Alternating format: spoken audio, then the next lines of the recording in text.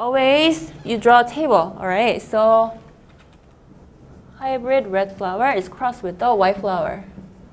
Okay, then you draw a table, R, gametes, R, gametes, right? So large R, small r, this, okay? So out of the offspring, actually, 50% of the offspring will have white color, okay? And the other 50% will have red color, all right? So the answer is C.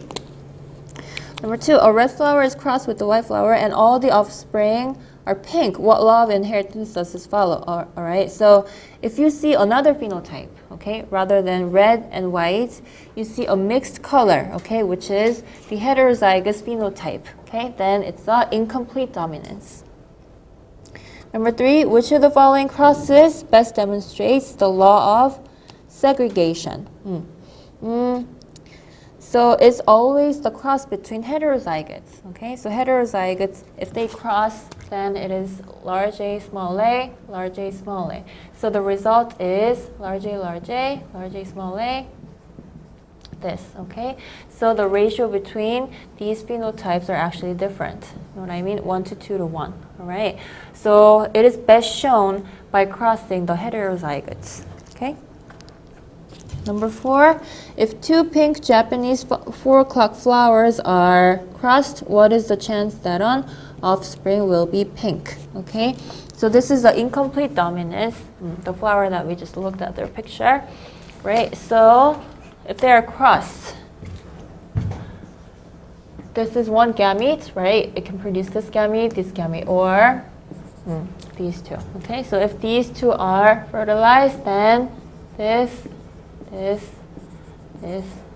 can be produced. Okay, so out of these, the ratio is 1 to 2 to 1. Okay, this is red, pink, and then white. Okay, so the phenotype is actually 1 to 2 to 1. All right, so the probability of offspring being pink is actually 2 over 4, which is 50%. Number 5, a couple has 2 children. One child has blood type A and the other child has blood type O. What are all the possible blood types of the parents?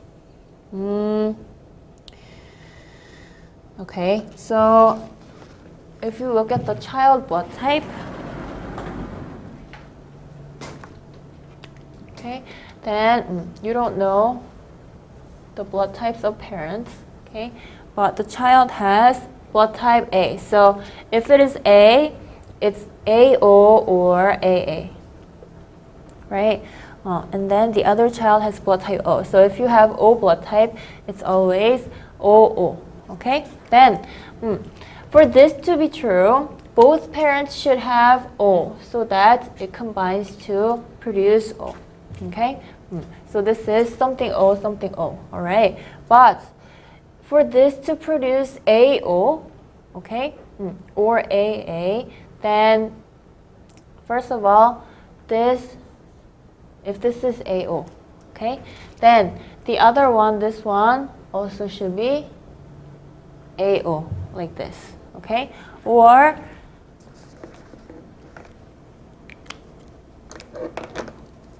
if it is BO, okay, then does it make sense? This and this can combine to produce AO, right? Yeah, also these two combine, this and this, then produce AA, okay? These two combine to produce AO, right? Or it could be OO, right? Then these two combine to form AO, you know what I mean? So there are multiple possibilities for parents, okay? So the answer is A. Either both have type A, or one has type A and the other has type O, or one has A and the other has type B. Okay? So both is A. Okay? Or one has A, the other one has O. Okay? And the one has A and the other one has B. Okay? So multiple different possibilities for this offspring phenotypes. Number 6, which is true about blood type? Type A is dominant over type B. No. Okay, they are co-dominant. Type B is not no. type O is dominant.